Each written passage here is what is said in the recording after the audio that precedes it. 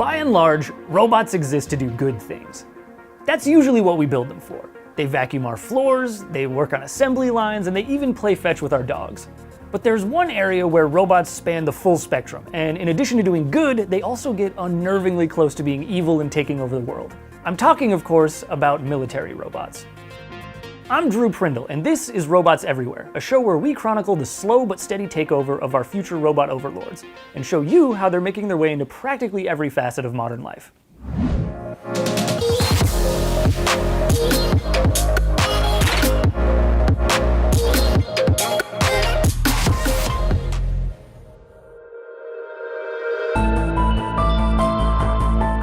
So, military robots are a tricky thing because on the one hand, they support military efforts and reduce the need for human soldiers to put their lives on the line.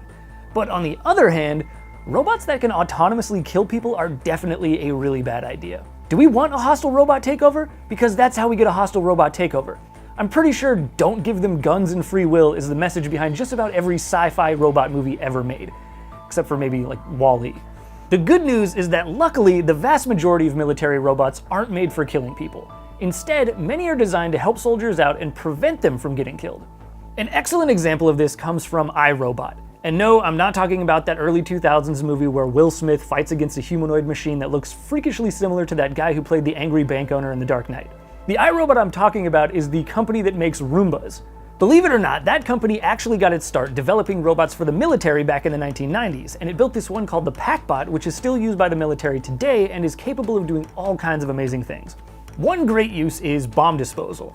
Let's say soldiers come across some kind of explosive ordnance, and instead of sending in shaky hand Sam with a pair of wire cutters and hoping for the best, they can just drive one of these robots over to either pick up the explosive and move it, or just blow it up while the human operators watch from a safe distance.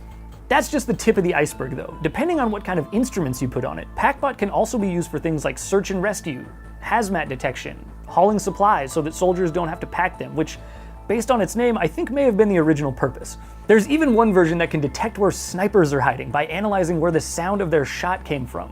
And that's all with just one robot. There are thousands of others out there right now fighting alongside troops. Another good example?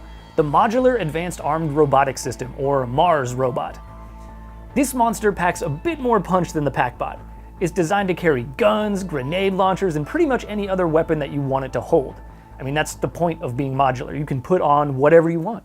These robots and others like them are basically like RC cars that can shoot stuff.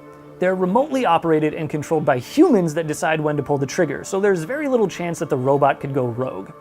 But that's the thing, not all military robots work like this and function like weaponized RC cars. In recent years, as artificial intelligence has started making its way into the battlefield, military robots have become capable of doing more and more things without any human intervention whatsoever. Take the now infamous Predator drone, for example. This flying robotic beast can do almost everything autonomously. It can take off, land, acquire targets, track them, and prepare to engage. The only thing it can't do by itself is fire, which still has to be done by a human operator. But importantly, the only reason that last step, actually pulling the trigger, has to be done by a human isn't because of some kind of technical limitation. It could do it if we allowed it to. A human has to pull the trigger because fully autonomous lethal machines are prohibited by the Geneva Convention. So it's not technology that's holding the Predator drone back from being a self-driving murder plane, it's rules. But unfortunately, the rules of war aren't always upheld because, after all, it's war. You can use whatever the hell you want. Guns, robots, a dog turd and a wrist rocket.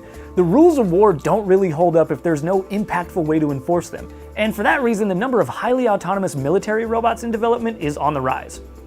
Just to give you a few examples, the US Navy recently deployed the Sea Hunter, an autonomous surface ship that's specifically designed to hunt and kill enemy submarines, all without a single human on board ever. This thing was almost certainly developed in response to military robot advances in other countries, like Russia's Poseidon drone, for example, which is a nuclear-armed, nuclear-powered, and totally autonomous submarine/torpedo of doom. There's a similar arms race happening in the air as well. The US is currently developing a bunch of autonomous fighter jets, like Boeing's Loyal Wingman, a jet that's primarily designed to fly alongside human pilots and offer support, but is also capable of flying and fighting all by itself, or in totally unmanned swarms of up to 16 drones. It's almost exactly like that awful Jamie Foxx movie Stealth, but without the box office flop. This, of course, comes in the wake of news that China and Russia, the world's other military superpowers, are working on autonomous fighters, missiles, and drones of their own.